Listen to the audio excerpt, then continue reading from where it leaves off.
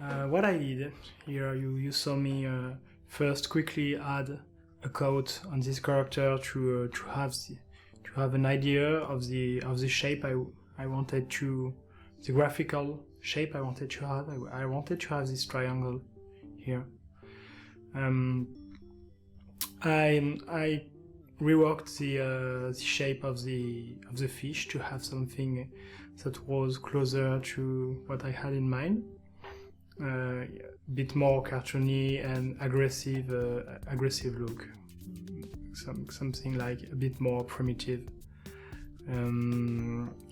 I quickly work on the toad. I would say it might be more of a toad than a frog now. To try to shape it and make it work for me. And I added this boat, just quickly set a material and a rough ocean texture that I generated like years ago in Maya. Just to have like an idea of the boon slides, and it's just something I do for myself. I might not use it at the end, I don't know, but it's really to get an idea of where I want to go. So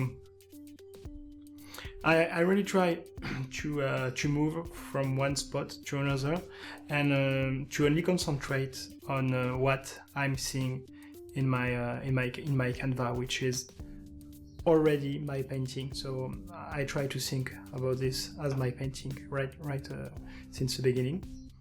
So I've been messing around with different cameras and really try to find the proper balance of elements, and I think now I'm close enough. It might not change too much from now on. Maybe I'm going to move a few elements around, but I think I'm happy overall with the overall depth, the focal length of the camera that really helped me to get project inside the image. So this is why I really love also this mixed 3D 2D process, because it really helped me to experiment with different camera angles and feel how I am absorbed by the scene, because it really depends on some image for me works better with a long lens and some others works better with a short lens, and it mainly relates to where I am as a viewer inside the image. So if I want to get some distance and have a feeling of security, I would probably use a longer lens. But if I want to feel like I am totally near the characters and more involved in the action, I prefer to use a shorter lens. So yeah, now I will continue to add a few elements. I think I'm going to add the rod, just to get a real sense about how the weight will feel about the character. So yeah, I really wanted this character to almost float in the air on the bark, like everything is super lightweight for him. So he doesn't have to make any effort to keep his balance on these moving waters. And I will add all the other elements later into the water effect that goes out of the fish, and I will probably replace this sea here or repaint it to really have shapes that works for me in the composition. So I will probably try to emphasize that curve here to really help the dynamic of the image to flow towards that fish here.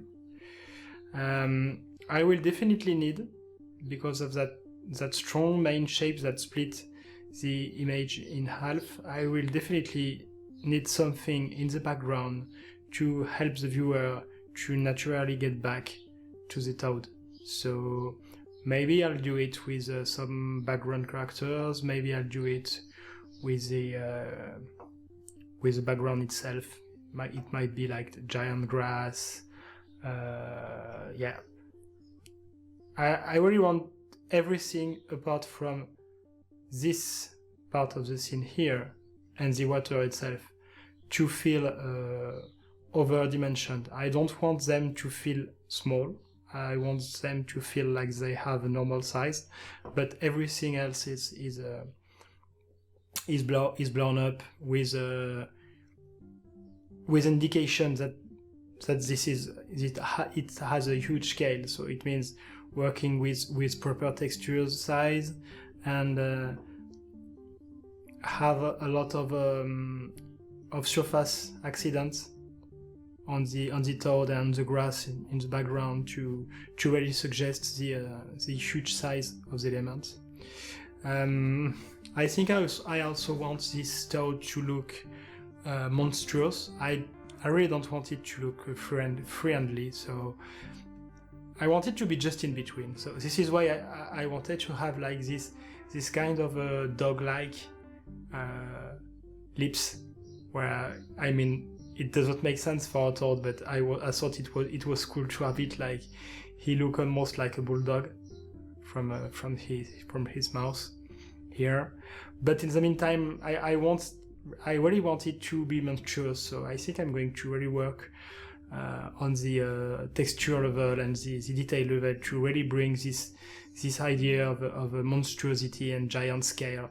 But in the meantime, I really want to emphasize the beauty of the color patterns. This is something I really like in my images, is to find this balance between insecurity and just childish look of the danger. I hope it makes sense. What else? Yeah, I think right now this is what I wanted to explain, and so I'm going to move back into silent mode, do a couple changes, sculpt a bit of things, and I'll be back in real time.